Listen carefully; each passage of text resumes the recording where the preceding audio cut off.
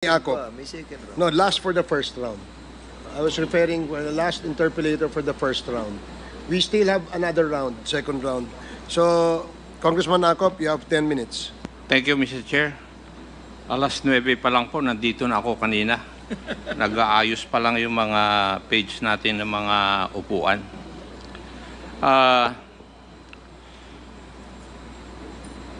Mr. President, please allow me to ask questions to you. And I hope they would not be considered as stupid questions dahil ayaw nyo po na matanong kayo ng stupid Biro lang yun, sir. questions. Hindi naman ako. Part of it. Thank you. Araw-araw na, yun ang may mouth. Marami pong salamat, Mr. President. Clarification lang po. A while ago, kayo po ay natanong tungkol dun sa mga prinisinta ni Senator Trillanes na mga bank accounts. And you said you would sign a waiver. Mr. Chair, with all due respect, Mr. Chair, can you please, can I move for 1 minute suspension? 1 minute suspension. Sergeant at Arms. What is the commotion? Bakit? Patawag natin siya, no?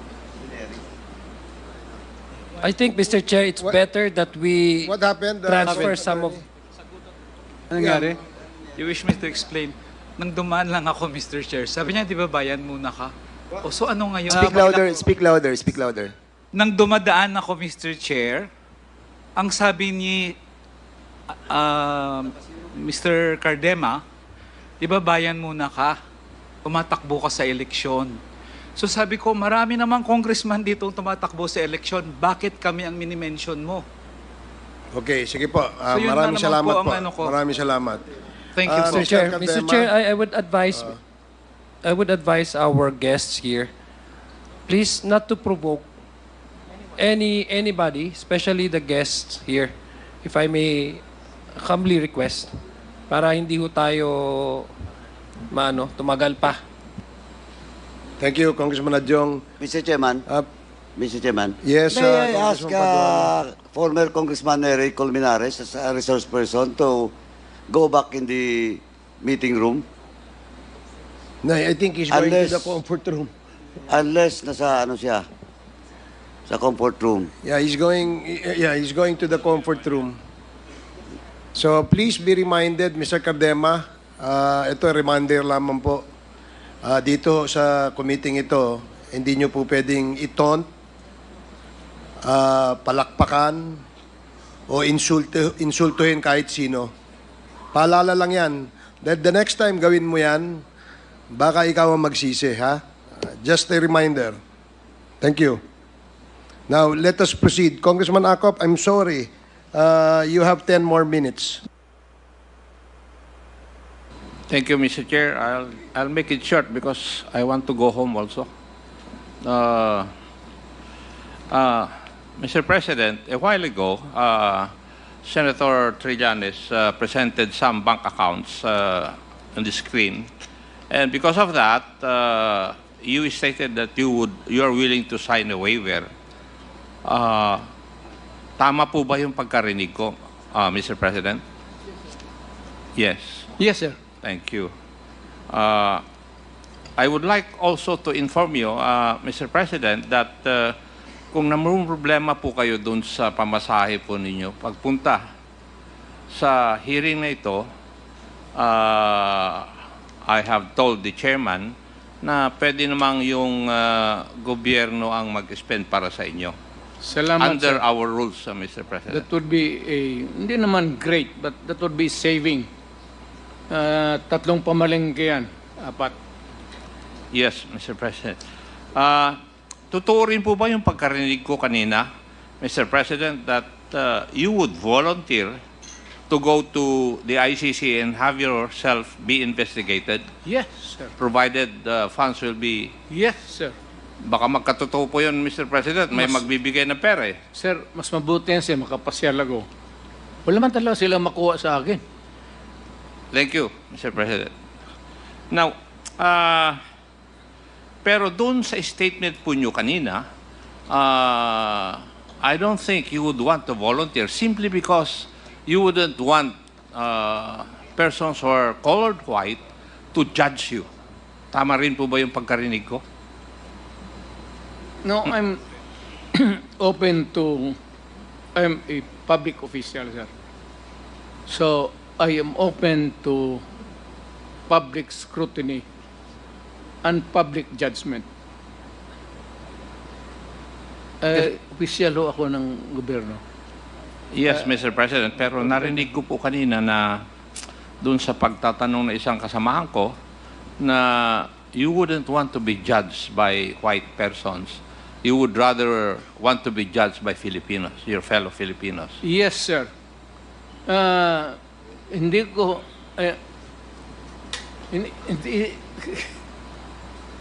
when it comes to the dispensation of justice, hindi ko... I do not have the respect and the whatever sa mga puti. They have always looked upon us as inferior ever since. That has not changed over time, many years. I would rather that I be heard, I be prosecuted by a Filipino, heard by a judge, sentenced, then I can appeal, then if it is affirmed, then I can go to the Supreme Court, and the Supreme Court says that I go to jail, wala namang death penalty ngayon, I would willingly go to prison. Sir, basta Pilipino lang. Wag lang foreigner. Ayaw ko yung puti, sir. May sentimento ako sa kanila. Maraming salamat po. Would you agree with me, Mr. President, na lahat po ng sasabihin nyo tungkol sa isang issue o isang bagay, it becomes a policy statement of the country when you were the President? Yes, sir. Yes, and therefore, when you stated things about the war on drugs, don't you think it had encouraged our police force to be so aggressive in implementing the war against illegal drugs? Sir, ang police natin, sir, hindi naman yan pinupulot sa daan eh. They are recruited and they undergo 2 years. And one of the subjects, lahat na, and criminal law, nagtuturo rin ako kasi to augment the income at that time sa pamilya ko, sir. Tinuturo namin ang lahat. At yung lahat ng mga ating police, sir, ay edukado na yan and well-versed on how to handle a police work. So, bago sila magsabi na binugbog ng police o ganon, titignan mo muna, sir, kasi ang police, usually, hindi kagaya ng ibang civilian, kung may gulo, they can stay away. A policeman, whatever is there, a quarrel or anumang gulo, has to go there and confront what's happening and to pacify and make an arrest if need be and bring them. And sometimes, hindi mo madala yan, sir, basta-basta lang mahila mo. Minsan lumalaban. Kaya nabubugbog. Kaya pagkatapos niyan, ang labas, ang pulis ang nabubugbog. Talagang, yung mga lasing, hindi mo mahila yan sa mga restuhin. Tawa lang pulis-pulis dito. Di pagka ganun, talagang mabugbog ka ng pulis. Tama naman.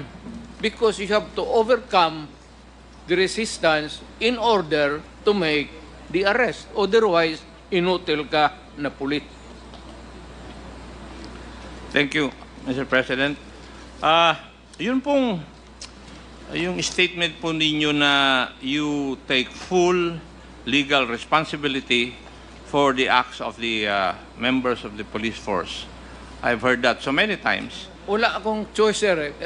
If you're a mayor, napakaduwag mo naman kung if you shy away from your responsibility because you are supposed to be giving the direction. Ang pulis po, nagtatrabaho lang yan. So ang pulis, pag sinabi mo, pumunta ka dyan sa mga lasinggero na yan, and always there is a resistance, a quarrel, eventually there will be a confrontation. At hindi natin maiwasan, sir, ang kaso. Kaya ako naawa, kasi alam mo noon, sir, pag ang pulis napailan ng kaso, on that day, wala ng sweldo. Suspended na ang sweldo. Pati yung mga anak. Kaya ako pro-police talaga. Marami At po noon salamat. pang fiscal ako, pro-police talaga ako. Yung pong statement nyo kasi, itinuturo rin doon sa academy eh.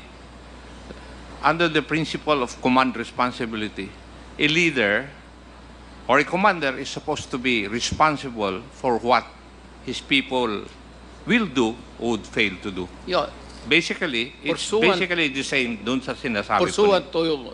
to what they have learned from you. Yes. Yes. Iyon po yung... But, Yes. tinuturo din po sa amin sa academy na kung ganun po ang sabi ng commander, the commander is responsible, pero ang responsibility lang niya for those legal acts to be committed by the members of his unit.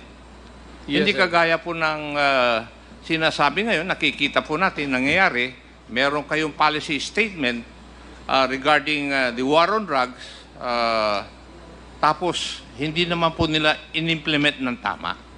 Why? Because according to our investigations, they have committed crimes in order to fulfill their mandate. That is the reason why yung police na dapat i-appoint nila sa syudad o municipality, kailangan tanggap ng mayor yan. O baski na kaibigan ng mayor yan, okay na yan. Because there will be a smooth, orderly administration of law and order. Pagka nagka-bikil yan dalawa, sir, mahirap masyado. Lalo na kung ang chief of police gusto rin magpa-salida, if I may use my, for lack of, yan ang minsan nagkakagulo. That's why there's always a friction. That's why magbuti yung batas na ang mayor talaga ang mamili. Why? Because the mayor is the elected leader of the community, not the police chief. So, hanggang guidance lang. Ngayon, kung illegal lang, marami yan, sir, illegal, maraming kung ano-anong mga sugal, then he can always report to the provincial commander. And kung hindi na talaga niya makaya, sabihin nila na, sir, i-relieve mo na lang ako, but he can make a report, copy furnish, lahat, including the president. Importante yan, sir, kung may complaint ka, the office of the president ang paki-furnish. Ako noon, pagka kailangan may office of the president talaga yan. Kasi pag nakita ko yan, lahat binabasa ko sa gabi. Pag nakita ko yung then that night, tinatawagan ko kung sinong secretary in. So, let's make it clear, Mr. President. You take full responsibility for the acts of your police force, but you are not responsible for their individual acts which would constitute a crime. Sir, bago ito sila na police, nag-aral ito ng academy ng 2 years. Of what purpose would have been or it would be kung walang natutunan ito sa basic criminal law, criminal procedure? Ako doon sa amin, ako ang natuturo mismo And not because of the money now, but because I want to share my knowledge with the police so that we can have a better police force. Noon, sir, gidaginot ko yan. Ano ang daginot sa Tagalog? Unfortunately, Mr. Kasi President, kailangan ko ng pera. unfortunately, Mr. President, some did not learn maybe from your teachings. Mas- That's why, We have the terms kalawags. opo, Money, sir. Basta dyan sa police nagkaletse-letse, it's always money. Or, dalawa yan, sir. May pangalawang asawa yung mga gago o may sugalan dyan, ano. Pero whichever, yung first na dalawang asawa, hindi masyado ko ang magdikdik niyan kaya marami tayong may kasalanan ng ganun. Maybe the chairman can explain to us what that means to a layman's term. marami pong salamat, Mr. President. May I ask Attorney Conti, when would you consider a person a criminal? Your Honor, under the rules, a criminal would have to be convicted of a crime. Prior to that, it would just be someone who is either accused, if already indicted in court, or charged, if only complained of before the prosecutor. Did I get you right, Madam Attorney, na ikaw ay magiging criminal kung ikaw ay na-charge and you have been convicted with final judgment? Ganun po ba yan? Could be, Your Honor, but pwede din po sigurong sabihin na criminal na kung kahit yung initial na conviction lang po muna. Kasi, kumbaga, may conviction ka na from a court. Balik ta rin ko po, kapag sa piskal, charged, or respondent, kung tatawagin, kapag nakarating sa korte, accused, and then pag na-convicted, criminal. So, even if you have been convicted sa, for example, regional trial court, nag-appeal siya hanggang sa Korte Suprema, he's already considered a criminal under the eyes of the law? Yes, Your Honor, because there is a conviction. Of course, you can contest that. Pwede nyo pong sabihin na, under appeal pa rin naman, but the conviction stands. It could be just that hindi siya nagsiserve ng sentence. Mr. President, would you agree with that definition? Yes, sir, because there has to be a conviction. Hindi mahirap yung sabihin mo na basta i-demanda mo lang. Especially yung sa nagtatrabaho lang, sir. Yung mga minor offenses, lumalabas yan sa blatter ng police. Tapos lumalabas yan sa database nila. Yung mga pobre naman na pag-apply nila for trabaho, lalabas yan eh. No matter na, hindi kailangan conviction, basta may police record, automatically, it is a negative. Between a choice na walang violation, ito may violation, pagka doon may police record, kawawa talaga, sir. So, thank you, Mr. President. Nagwo-worry lang po kasi ako doon sa kanina, meron po kayong example na inilabas na doon sa Davao, merong mga tao na pumasok sa isang bahay, nagnakaw, nag-rape, tapos pagbaba nila, nandun ka, patay sila. Yun po yung sabi nyo kanina. Did I get you right, Mr. President? It's not that easy to kill a person. I know. Sinasabi ko yan, sir, yung mga kidnapping with some, hindi sinasauli, pinapatay na lang. Yung mayor ako, hard talaga ako dyan. So, Talagang hard as hard. Yung rape mo, patayin mo.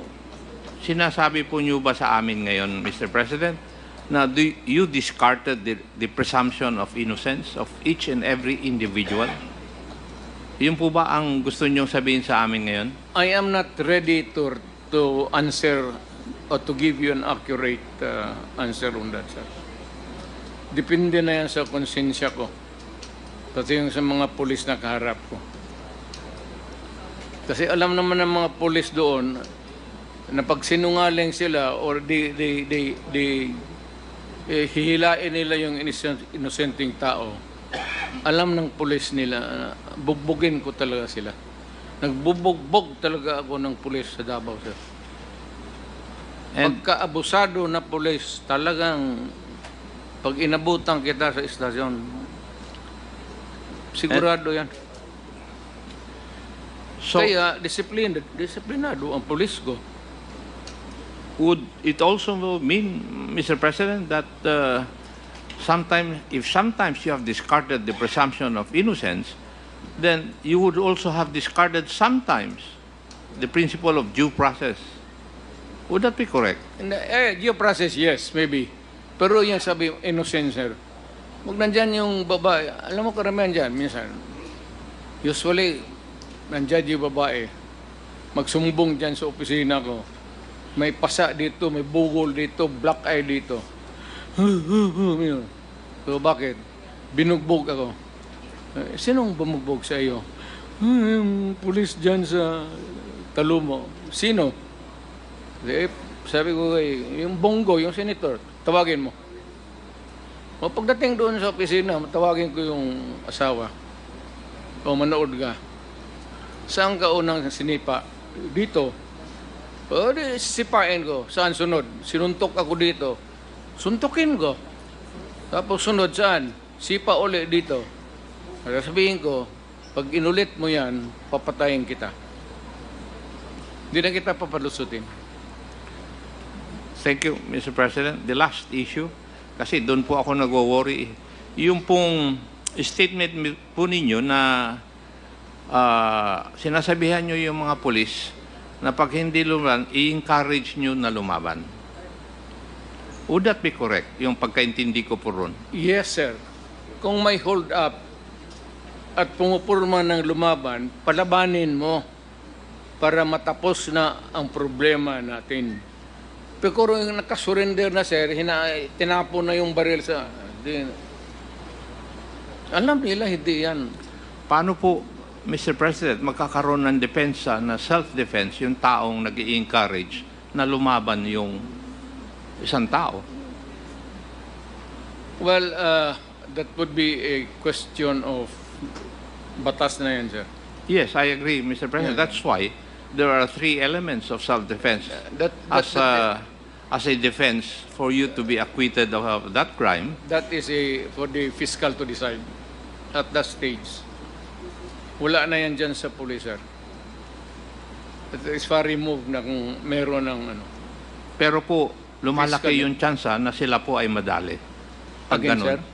Ibig sabihin, mas malaki yung tsansa na sila ay makonvict simply because hindi natupad yung isa sa elements ng self-defense, No, which sir. is lack of sufficient provocation. Di po ba? Pag nalaman ko, sir, na nagtatrabaho ang pulis, yung tama lang, magtanong ka sa Davao, lahat ng Davao, pulis. Pag na-charge mo ang pulis, nagsasatrabaho lang, suportado ko yan. Ako ang nag-alam ng lahat. Ako ang nagbabayad ng abogado. Habang suspendido siya, he receives a commensurate salary doon sa sweldo niya. At tinutulungan ko. If it is in the fulfillment of duty. Pero kung abusado na puliser, magkaka-enkwentro talaga tayo.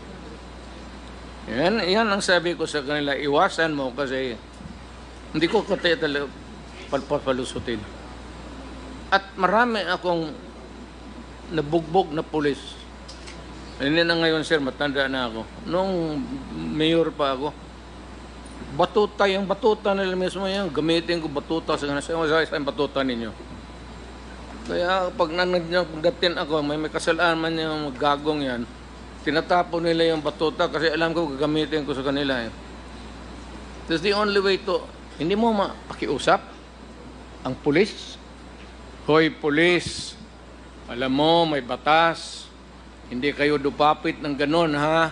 Huwag kayong pumasok kasi bawal yan. Professor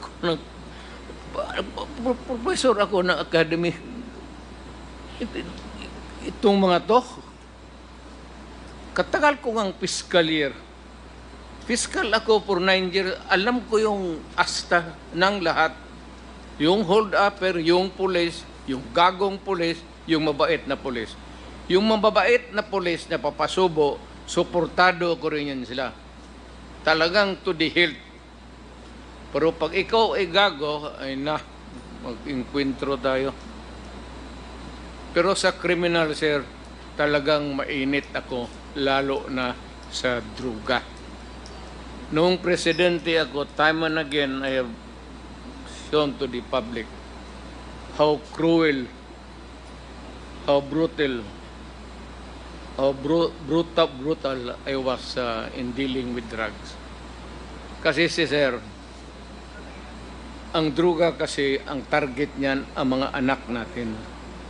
Hindi makaresist eh. Yung pagpano dyan, udyukan, o ito, gamit dyan. At their age, sir, wala silang depensa. Ngayon, pag tinamaan ito, sir, what would happen to the next generation? Yan nga ang masakit, sir. Can I be given a little para ma-portray ko talaga ang totoong istorya. Oh, here is a mother. Magpunta ng abroad. Hindi na talaga natin alam. Sometimes they rape, abuse. Yung iba, magreklamo. Yung iba, maghanap na lang trabaho, but they will endure the brutality sa nangyari sa kanila. Why? Because kailangan nila to send the money. Otherwise, yung gago na walang trabaho, magsige lang inom, ang mga bata walang pagkain, walang eskwela. Kaya ako mainit dyan. Mainit talaga ako sa mga lalo na yung mga droga sa mga bata. Mainit talaga ako. Hindi ko lang masabi sir kung paano ko martilyuhin ang mga kamay niyan. I cannot just portray, hindi ako nagyayabang, pero magtanong ka na lang ng pulis ka man. Minamartilyo ko talaga yung... Thank you, Mr. President. Would I be correct as my last question? Kayo po yung naniniwala na sa Machiavellian principle that the end justify the means? Fortunately, sir, rightly or wrongly, I believe in that Machiavellian principle. Marami pong salamat, Mr. President. There's no other way to deal with criminals except to instill fear. Pag hindi ka nare-respeto ng kriminal, walang mangyayari sa iyo. Marami pong salamat, Mr. President. Laruin ka. Thank you, Mr. Chair. Mr. Thank Chair. you, Congressman Akop. Mr. Mr. President, okay pa ho ba kayo? Do you,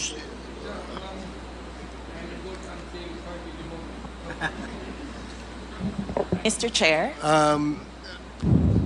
so you're still okay if we proceed, yes, Attorney Conti. I'm sorry, sir, but with the indulgence of Kong Akop, with your line of questioning, Your Honor, I have a photo which I would like to show to illustrate the Machiavellian approach. This is the death of Benjamin Visda. May I ask this, Mr. Chair, the photo I submitted to the Secretariat earlier, just a trigger warning. Because this illustrates a death that is allegedly under manlaban circumstances. May we ask the photo, trigger warning that this shows blood. This is the death of Benjamin Vista, who was killed by the DEU Manila Police District, Station 1, under Colonel Redentor Ulsano, on October 4, 2016. He was in handcuffs, Your Honor, and was shot several times in the head and has a defense-type wound through and through in the arm. And I believe, Your Honor, this is in the context, and if we can zoom in, he is in handcuffs.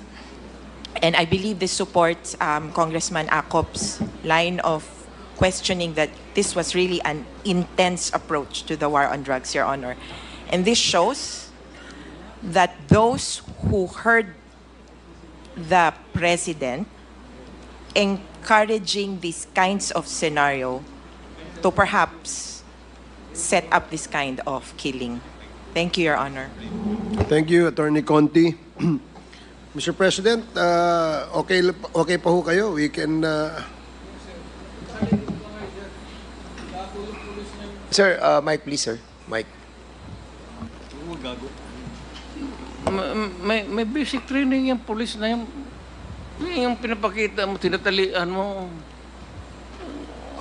What? Anong tinuturo ko sa inyo sa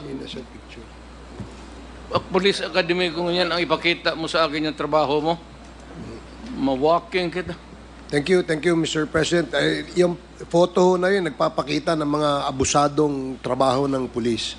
Kaya hindi ho dapat dapat po yan ay kinukundina. Marami yan, sir.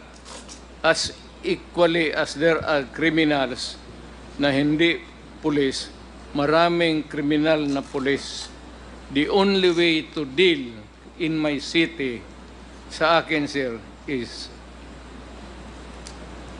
pardon the word, death. Sinasabi ko talaga sa mga pulis. Kaya ako, I have the most disciplined police in the entire country. Pardon the words, but I will just relate kung anong sinasabi ko sa inyo. Putang ina ka. Huwag mong sabihin police. Point of order, Mr. Chairman, Mr. Chair.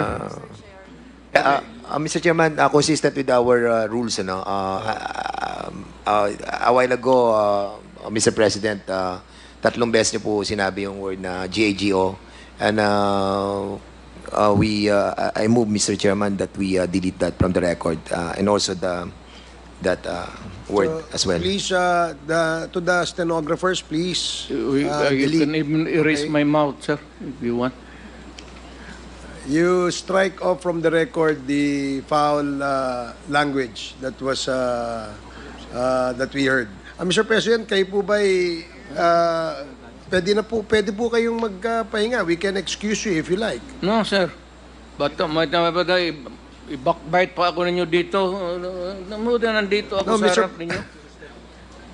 Mr. President, marami pa ho namang pagkakataon at we will still need your presence, and we would need your wisdom on some of the items that we want to deliberate on. So, medyo kung pagod na ho kayo, Hindi pa ho. Kung Sir. hindi kayo pagod, hindi pa rin ako pagod. Sabay na tayong mapagod para sabay tayong umuwi. Mr. President, we have a lot of topics in the next hearing pa po, sa POGO and also dun sa public accounts. So, Interesado rin ako, sir. Wala, and I'm not ignorante ako dyan, pero I'd like to learn. Okay, It's sige a po. learning process Mr. Chairman. kasi dito. So, yes, thank you, Mr. President. Yes, Congressman Paduano. Just a short manifestation, Mr. Chairman. Anyway, Mr. Chairman, this hearing today supposedly was postponed, no, for November 2021. Now, this is just a short notice for everyone, and that includes the members of this committee. Kaya nga, marami ring wala. And we post for this hearing today because of the presence of the former president. And we take it as an opportunity Thank you, sir. to have him. Now, we have to continue the hearing on the next schedule, Mr. Chairman. Kasi alam mo, for example, we have some documents that we need for the next hearing that address to the former president, particularly the statements that was made and the presentation that was made by former Senator Trillanes.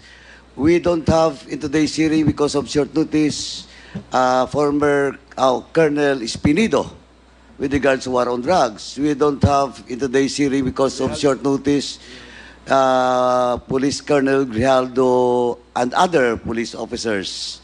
We don't have today former Mayor Mabilog and all other resource persons supposedly that were invited for the next hearing and that is scheduled for November 21. And I hope the former president and the resource person understands, no? And well, in fact, this is not only the Quadcom that we are working. Well, in fact, in just this week, I have 2 hearings with my own committee. And I know everyone has a lot of hearings being done every week.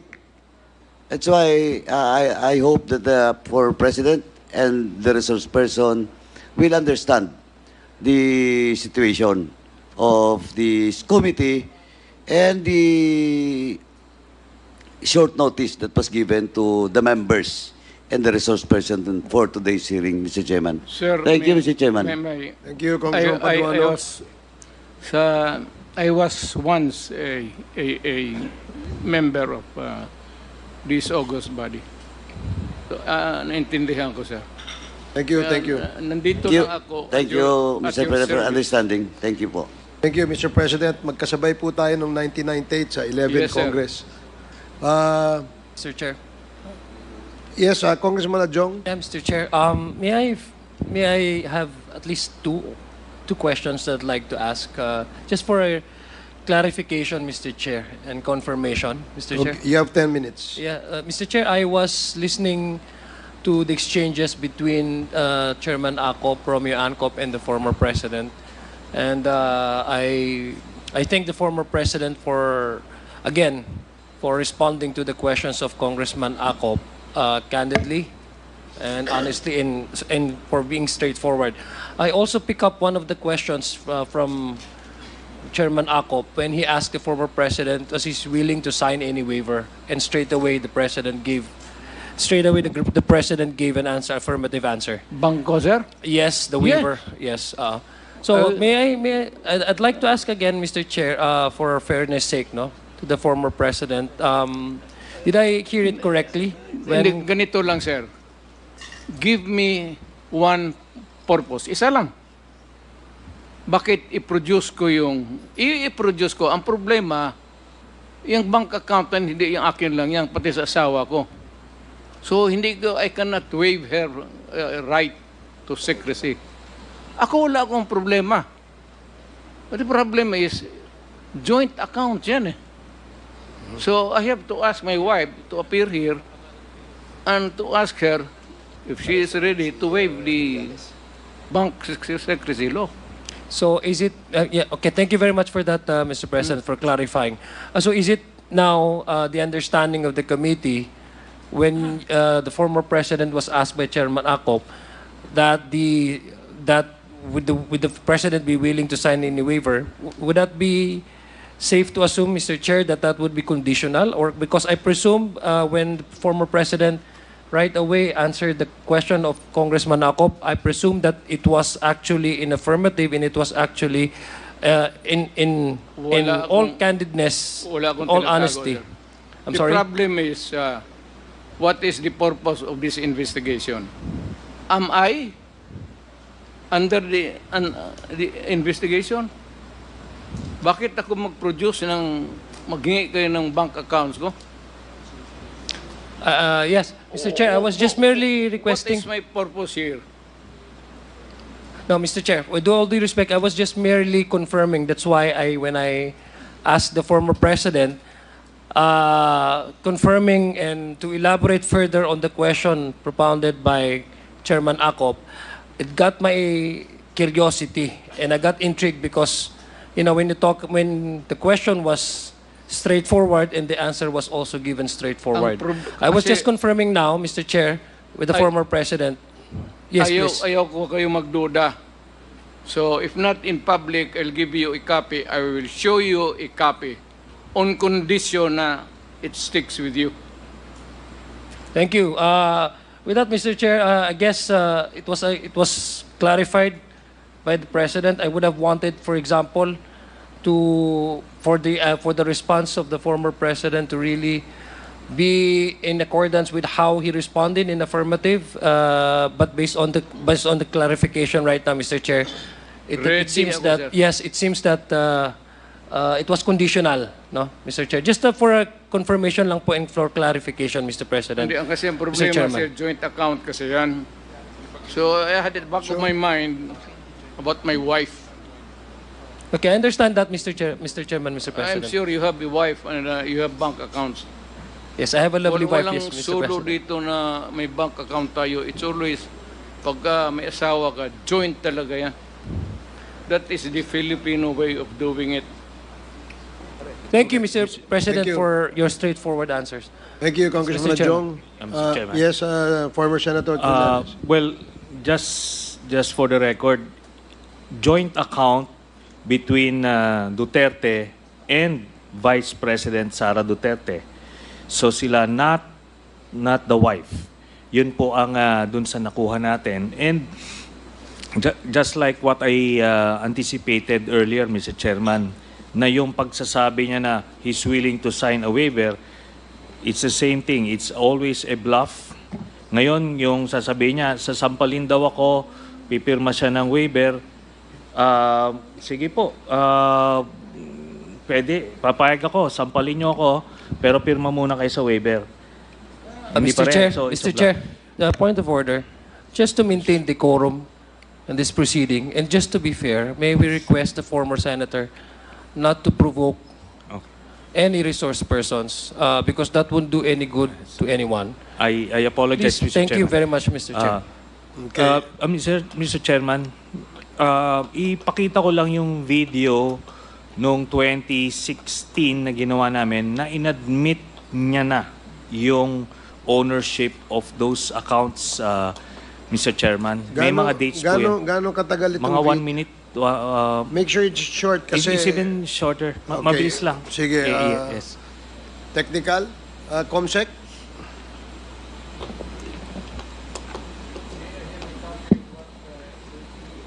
Going.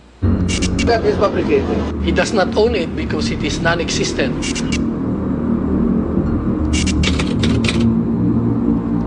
Little less than 200 million. Anak na rin ako ng mahirap.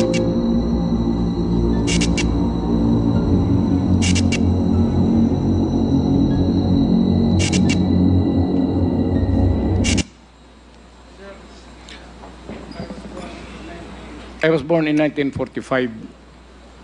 Nagtrabaho ako. Lahat ng trabaho, lahat ng hirap.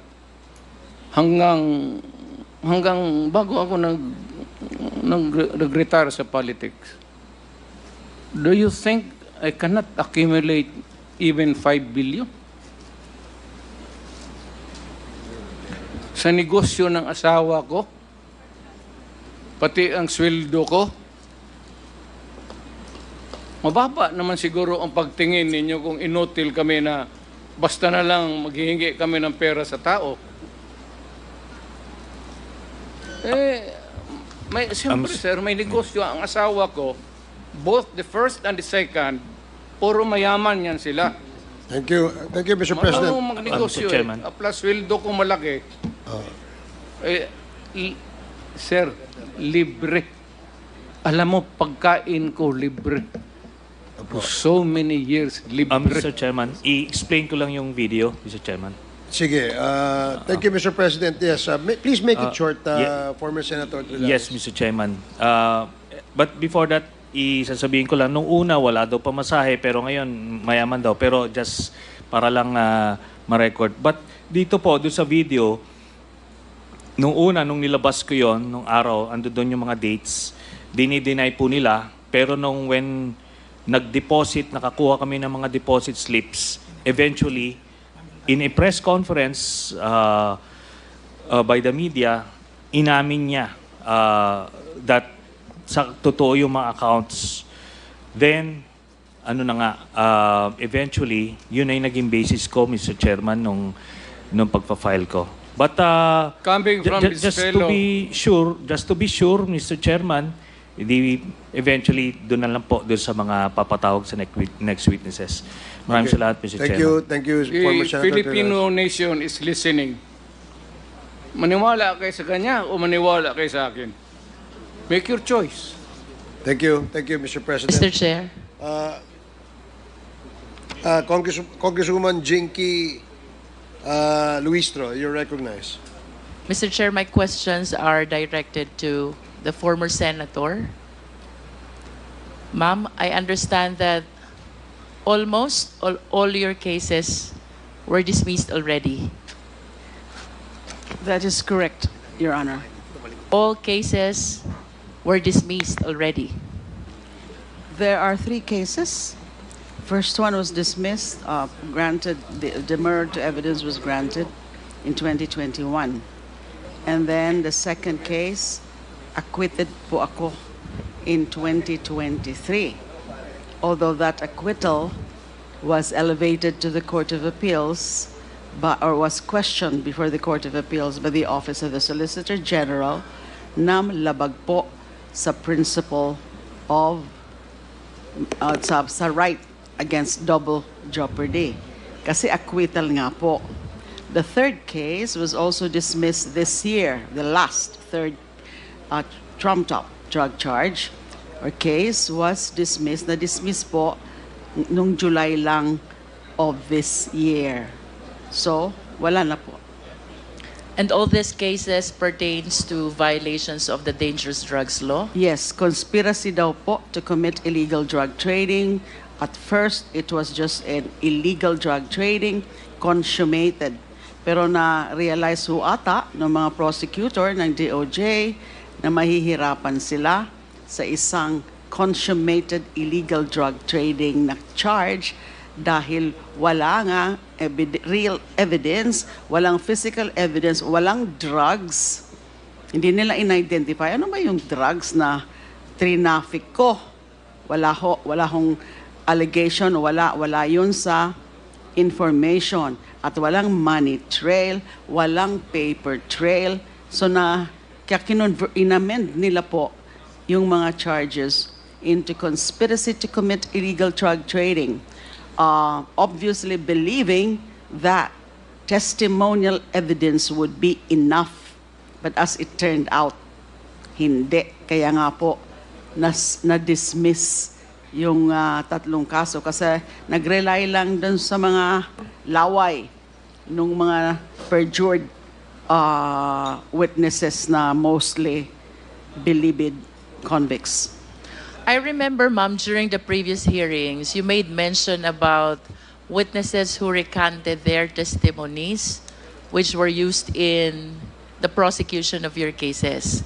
And if I may add, that includes now Colonel Espinido, who in one of our hearings likewise recanted his testimonies. Can you please enlighten us? Sino po ba itong mga testigong ito na ginamit sa kaso nyo who eventually recanted their statements? Yes, Your Honor. Yung pagkabanggit niyo po kay Colonel Espinido at kay Kerwin Espinosa, opo, narinig po natin, narinig yung kanilang mga akusasyon sa akin. Pero sila po, hindi po sila ginawang witnesses in any of my 3 cases. Dun sa mga 3 cases, ang mga ginawa nilang witnesses are mostly yung mga believed convicts. Now, some of them nag-retract. And then including then yung former OIC of Bucor and former NBI Deputy Speaker, NBI Deputy Director Rafael Ragos na nag-recant din po. And that is why na-acquit po ako dun sa second case. Kasi yung si Ragos lang po ang talagang key witness. Kung naniwala sila kay Ragos na nag-deliver siya ng pera sa bahay ko, baka nga hindi ako ma-acquit. Although, hindi rin po yun malinaw. Yung kwento na yun na nagdala siya ng pera on 2 occasions sa aking bahay. Now, yung recantation. So, nag-recant si Ragos, nag-recant sa kaso na yan. And then, meron hong dalawa. I cannot recall the names of the believed inmates. Nag-recant sila in open court. Na yung iba po, sumulat po sila sa handling judge ng remaining case, yung third remaining case. Sumulat sila na nais na nilang mag-recant dahil kino-urge lang daw sila at natakot po sila sa kaligtasan ng kanilang pamilya. Kahit ho ganon, sumulat sila diretso sa handling judge na magre-recant na sila. Dinismiss pa rin po ng handling judge. Kasi kahit wala po yung mga recantation na yan ng mga witnesses, ang conclusion ng judge, hindi credible ang mga witnesses na yan. Marami siyang nakita, inisa-isa niya. It was such an exhaustive decision or order granting demurrer to evidence. Inisa-isa niya yung mga testimonya ng mga believed inmates at nakita niya yung mga diferensya, yung mga inconsistencies on material points, yung incredulity, yung imposible na mga sinasabi nilang mga sitwasyon na kwinento lang nila na walang corroborative evidence, laway lang nila. So hindi na po kailangan yung recantation kasi dinismiss na po. Kakailanganin namin ng recantation sa panig ko, sa panig ng aking mga abogado.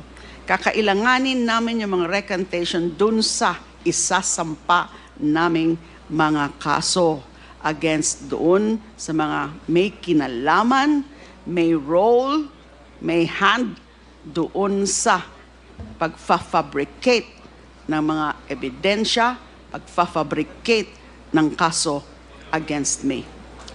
Ma'am, perhaps the testimonies of those who recanted were not necessary to be able to establish a proof beyond reasonable doubt. But I humbly submit that somehow it was utilized to be able to establish probable cause for the purpose of filing those cases against you, which are all no-bail cases.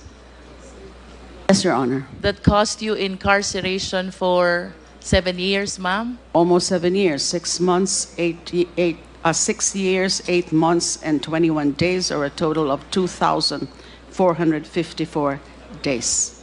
And I could imagine the immeasurable agony, the ordeal that you went through. Kanina po, ma'am, may binanggit kayo. These witnesses are being cursed. Would you know who is the person cursing these witnesses? Yung sinabi po ni Rafael Ragos, former NBI Deputy Director and Bucor OIC, yung dati po daw na Justice Secretary, Vitaliano Aguirre, at iba pa. Now, hindi pa ho namin alam kung sino-sino yung iba pa.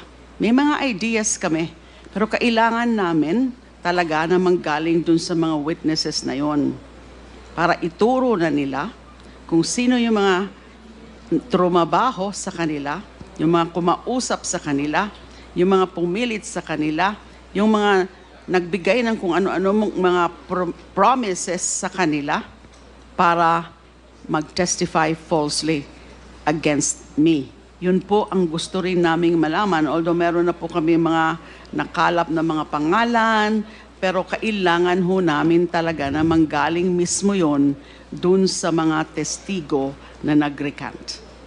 Considering, yes, ma'am, what you believe is the extreme injustice that it cost you, not to mention the damage it cost to your name and reputation, I would anticipate that you have gone through a lot of reading already in finding the possible remedies and actions to be taken in order to repair, restore what needs to be restored.